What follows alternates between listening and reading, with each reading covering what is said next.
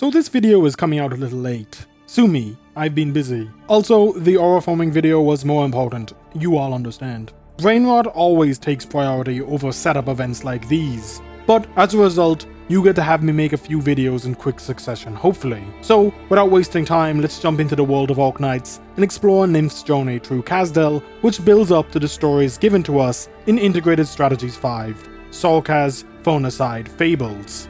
I don't really want to drag this video out for that long, as it is already late, but you need to know a little bit about the state of the Sorkaz to understand this event. Long story, still relatively long, watch my video on chapter 14. So, knowing that I'm going to be leaving stuff out, a Kazdelian rescue, as the name implies, takes place in the homeland of the Sorkaz, the nation of Kazdel. Kazdel has been the target of many attacks throughout the history of Terra, being destroyed thousands of times by now. But the enduring hate of the Sorkaz constantly pushed for it to be rebuilt.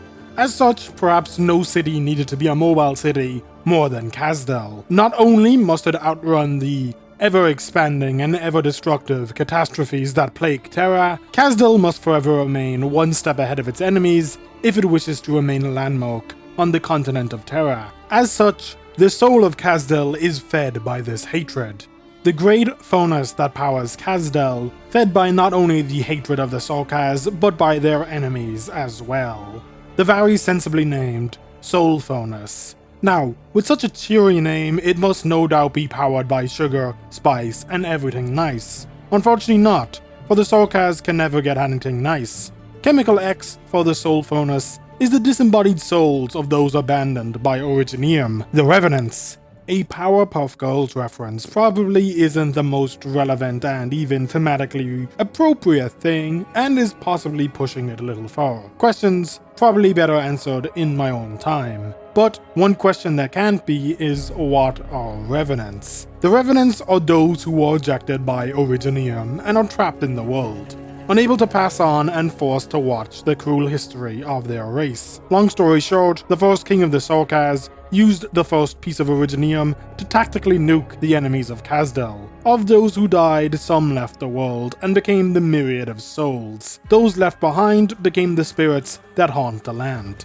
And being unable to pass on really didn't feel great, so they mostly sulked for centuries. That is until one Revenant got tired of the Sorkaz getting bullied and dragged most of them back to Kazdel, shoving them into the Soul Furnace. Now they power the home of the Sorkaz, their rage and anguish giving warmth to their descendants. But that time has come to an end. Following the actions of Teresa in chapter 14, the myriad of souls of the Sorkaz have been freed from Originium, and the Sorkaz are rebuilding Kazdel, for the first time without the collective weight of all of their dead bearing down on them. As such, following the return of the Liches to Kazdel following the events of Zwillingstorm, the Sorkaz have decided to remove the Revenants from the furnace to make space for a new power source. We don't know what that power source is yet, but I am sure they will tell us when it becomes relevant. Finally, before we discuss the story, there are a few tidbits I want to address, all basically surrounding the implications of this event being set after the Victoria crisis. Firstly, Kazdel is seemingly in charge of Kazdel. Even Fremont, leader of the Liches, can't just tell her to leave him alone. In fairness, this could be down to W's usual attitude towards things, but I don't think Fremont would be the type to take kindly to that type of attitude around him, considering how he deals with his apprentice. Secondly, Teresa's is missing in action. King Aura Farmer himself is nowhere to be seen. Now, that could mean he is dead, or he is currently separated from the Sorkaz for some reason. No, I am not going to reference the latest CN event. I don't want to hear you talking about it in the comments either. Manfred has taken up leadership of the Kazdel Military Commission in his absence, looking down upon the city of Kazdel in the airship that once brought destruction to Londinium. That little piece of property probably doesn't help political relations with Victoria, but let's be real here, that bridge is well and truly burnt by now. Another conspicuous absence is Nel Salem, who we definitely don't know the fate of thanks to that aforementioned Chinese event. Finally, and most importantly to me, Kazdel has its own official branch of Rhodes Island. Probably the biggest sign that the Sorkaz are healing. Babel being forced out of Kazdel was the beginning of the Soulcast civil war, and the beginning of the moment that would eventually lead to the foundation of Rhodes Island, who would inherit the dream of Babel and transform it into the ideals of Rhodes Island. That's why it's so important that the inheritors of Teresa's dream can once again call Kazdel the home of Babel. Amia is even allowed within the city, so they have seemingly accepted the Outblood King of the Soulcast, even if she does not rule them, which might be why they accept her, but details. Lots of interesting stuff there, but not very relevant to what I want to talk about, which is the story. Normally, I would dedicate a section to the characters, but each chapter of this event focuses around one of the characters and kind of builds from there, so I will just hop straight into it. A Kazdelian rescue opens on a pretty normal day within the city of Kazdel. Nymph, a Jarl girl and our protagonist for this event, has been placed in charge of evacuating the area surrounding the Soul Furnace. Fremont is preparing a ritual to cleanse the furnace of the Revenants and wishes to evacuate anyone who could get caught in the very potential blast. The residents of the area don't take the young girl's warning that seriously. A musician continues his singing, former mercenaries continue bickering, and an old woman continues trying to sell her wares. A young girl even pickpockets Nymph, so things aren't going well for her. Likewise, Fremont is struggling to complete his ritual. The Revenants refuse to give up on their revenge against the other races of Terra, and aren't particularly pleased with being replaced by a new power source. Growing impatient with Fremont's lack of progress, Wizardale decides that she is going to make her grand appearance. The ancient Revenant that shoved all the other Revenants into the furnace lives within her canon, so Wizardale wisely believes it's a good idea to bring him with her. This goes about as well as you would expect, with the Revenants getting into a heated argument. Fed up with their mocking, the ancient Revenant takes control of the airship's cannons. Manfred attempts to stop the cannons from firing, but it's too late. The Soul Furnace gets shot because Wizardale thought she could help with an arcane ritual. Glad to see her and the Revenant share the same half-brain cell. The resulting explosion causes some of the Revenants inside to be scattered across Kazdel in the form of slag fragments, and as pointed out by a particular shrimp, there is a very different definition of that word in my part of the world. After the explosion, one of the Revenant fragments ends up in Nymph's hair, and her inner thoughts begin to leak out, scaring the Soulcast who didn't want to leave the area away from her because they don't want to become her first victim. Luckily for everyone involved, Nymph as a Jarl is mostly immune to the effects of Revenant possession, and the Revenant, after seeing the current state of Kazdel, is calmed down by the lack of fighting in their home. Following this incident, Ermengarde contacts Nymph and recruits her aid in gathering up the scattered Revenants. Ermengarde gives Nymph a box that can contain the effects of the Revenants and sends Nymph on her way. Following a quick crash course on how her new equipment works, Nymph is provided with a special Revenant detector to make her search simpler, so Nymph begins asking around the city for any information on the falling pieces of metal from the Wizardale incident. One of them directs her to a group of mercenaries that dragged a large piece of it away. On her way to the gang meeting, she runs into Pole, aka Operator Midham, just trying to do some grocery shopping. And after reaching the gang's meeting location, Nymph is refused entry. Fortunately for her, Midham is the consultant, a local leader in the area who has united the community. And after Midham arrives, he invites Nymph to join him in the meeting after she explains the urgency of her mission. Once inside, she is greeted by a territorial dispute and a giant piece of metal. Midham struggles to maintain order during the meeting, and it is absolutely not helped by Nymph's continued efforts to inspect the giant piece of metal that is surrounded by dangerous and armed mercenaries, but she discovers the presence of a Revenant. This almost results in Nymph being attacked, but thanks to the quick thinking of Midham, disaster is avoided, and Nymph is able to fabricate an excuse about taking a piece for testing the quality of the metal to gauge how much it's worth. This allows her to take the Revenant without being stabbed. Once safely outside the meeting, Nymph notices that Midham is covered in sweat. Despite putting on a brave face, he was terrified that the situation would go south. Midham, being a generally cool dude, does agree to help Nymph out with collecting the remaining Revenant fragments as a sign of good fate and also because he's promised a reward for his efforts. As the duo are investigating the remaining revenants, they run into a young girl practicing writing, who tells them about a haunted alley. According to the locals, a giant that steals people's belongings inhabit the area. Nymph and Mayhem just expect it to be a common thief, but even still, they seek out someone who was attacked. According to our witness, the ghost was incredibly tall, covered in bandages, and had bloodshot red eyes. He points the duo in the direction of the location of the attack, and after investigating, they discover an inhabited building. Inside, they encounter an unexpected figure, a former member of Reunion. Not just that though, he's a member of Mudrock's squad. Mudrock, who I initially spelt as Mudcock, not really lore relevant that bit, but I figured I would share with the class, led her squad back to Kazdel at some point. Presumably around the time Rhodes Island formed a local branch in Kazdel. Unfortunately for Mitham and Nymph, Mudrock and the other squad members are busy at work, so they settle in to wait for her return. Mudrock eventually arrives, thankfully wearing her armor, but her arrival is far later than expected. Nymph and Mudrock bond over their shared connection to Rhodes Island. Nymph's sister is one of their employees, which we learn here, while initially under the impression that Nymph and Mitham want to chase them out of the area. After a civil discussion, they reveal to Mudrock that they are searching for a monster haunting the area. Luckily for everyone involved, Mudrock has already tracked it down. One of her rogue golems had been possessed, and her delayed return was due to her hunting it down to drag it back with them. The golem attempts to attack Nymph after she tries to retrieve the revenant, but Mudrock quickly steps in and undoes her arts on the golem, causing the giant rock monster to fall to pieces.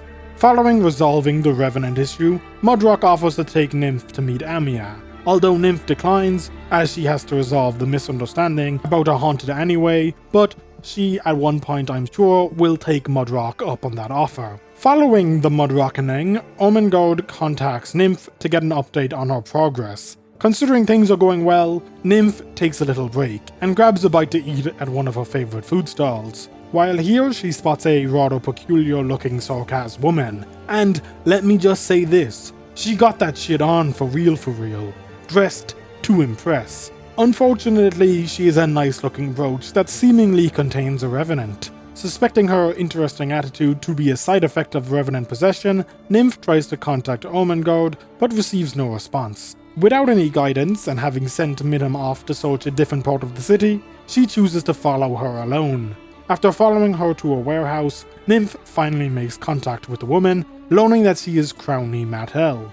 Nymph attempts to convince her to sell her the brooch. Unfortunately for Nymph though, it completes Crownie's outfit, so she refuses. Crownie then makes a quick exit, being in a rush to get to her destination. Undeterred, Nymph continues to chase after her. Eventually, Crownie uses a glider to leave the city, so Nymph is forced to use her arts to follow her.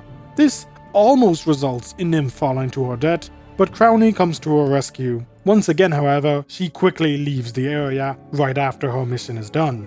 Once again, Nymph tries to contact Ermengarde, but is also once again met with silence. Continuing to follow her, Nymph is greeted by a strange sight, a Sancta and a Sarkaz meeting. Mustima is delivering silk to Crownie on behalf of Penguin Logistics. Mustima reveals to Nymph that she and Crownie originally met in Ursas, when Crownie was working for an Ursas fashion company. Having got what she came for, Crownie leads Nymph back to Kazdel. Immediately after they leave, Fiammetta appears before Mustima to quickly and forcefully, if necessary, remove her from Kazdel. After returning to Kazdel, Crownie leads Nymph to her home, where she pretty readily gives her the brooch, no longer having an interest in it. All Nymph needs to do to get it is put on a suit for her. Kinda wish we could have seen that, but hopefully a Nymph skin gives it to us. Although I am not hopeful. After finally having resolved the situation, Ermengarde finally calls back. Truly the definition of keeping your phone on Do Not Disturb. I respect the hustle though, cause she's just like me. Thankfully, the situation has been resolved without her aid. Nymph ends the day by meeting up with Mitham, where the two discuss their respective days, Mitham having already heard of her escapades of flying out of the city. The next day, Ermengarde once again contacts Nymph to force her to speed up her mission. Wizardel and Fremont have been arguing non-stop, and Ermengarde can't take it anymore. Nymph reassures her that they have almost completed their search of Kazdel. Just before the conversation ends though, Nymph is assaulted by the scent of a sweet herbal tea. And so Nymph hangs up on Ermengarde so that she may go meet with Kalaisha. She intends to ask her about the Revenants as the Naxahar is very knowledgeable. Nymph brings Kalaisha some flowers to sweeten the deal. Kalaisha is very appreciative of her gift and agrees to help her, but first she must run some errands. Before she leaves, Kalaisha reminds Nymph not to touch anything. Right after she leaves, however, Nymph detects a Revenant and so goes snooping through her house. After getting her hands on a strange object, she is shown a vision of an unknown battlefield. A Naxahar appears before her, and she realizes she is witnessing the memories of Kalaisha. The Naxahar reveals that they had deserted the battlefield and searched for Kalaisha to end their suffering. As a witch of the North, Kalaisha instructs the dying Sarkaz to head to the northern lands of Sami. In another memory, Kalaisha helps Nymph soak herself in the icy waters of Sami, where she reveals that the previous Naxahar never reached Sami. Unfortunately, Nymph is unable to leave the vision that she is trapped in. Luckily for her though, Nez Salam appears before her to keep her company. He reveals that she is stuck within a memory. Nez Salam reveals that despite abandoning their war, Kalaisha never abandoned her people, and she was creating this memory to help the Naxahar soldiers who survived the Victoria crisis. Nez Salam gets to show off a more grandfatherly side while keeping Nymph company within the memory until Kalaisha's return. Kalaisha is, as you would imagine, not too happy that Nymph is messing around with her things, but her presence manages to bring Nymph back to reality.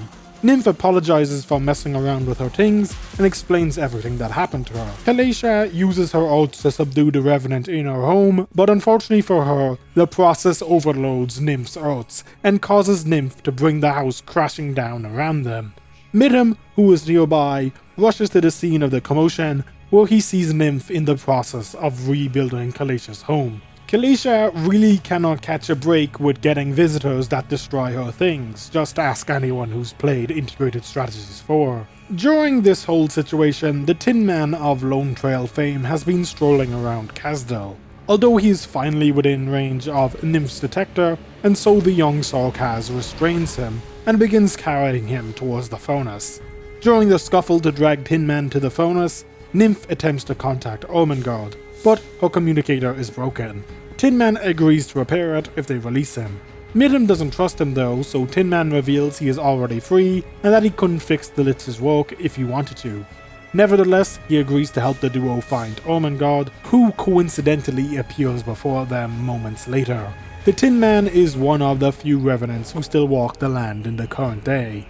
Ermengarde is extremely wary of the man, as if he is not in the furnace, he must have been strong enough to resist the ancient Revenant.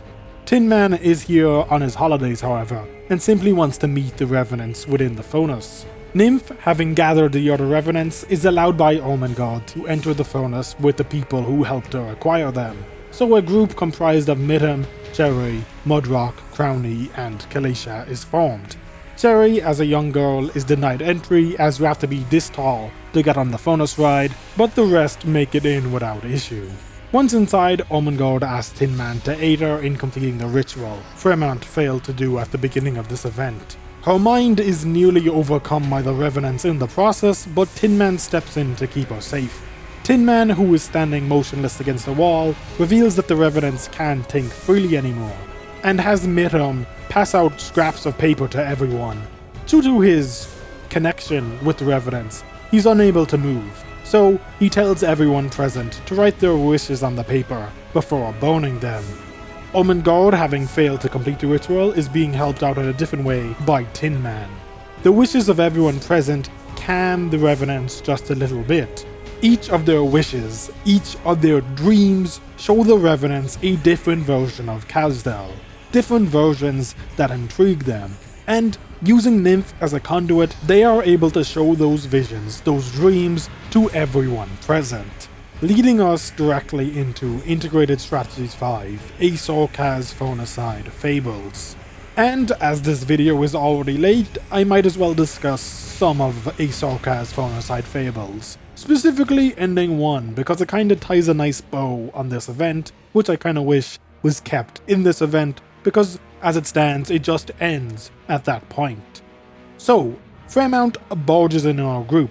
He is obviously not very happy with their presence here, but considering that they have calmed the Revenants somewhat, he isn't too angry. He's only a little bit like, "Did you put your name into the Goblet of Fire, Harry Potter?" Dumbledore said calmly. Levels of anger, which is pretty good all things considered. So while Fremont shepherds the group out of the furnace, Tin Man shares a quiet moment with his fellow Revenants, giving them some fast food from Columbia before presenting them with 3 toys. Tin Man offers his burned kin another chance to see the world with him, once again leaving behind Kazdel with some of his old friends, who finally have another chance at life, who, much like their living kin, can finally exist in a world without the crushing weight of Sorka's hatred. And that's all you're getting from me on IS-5. I haven't finished the other endings, and this isn't a video covering them anyway.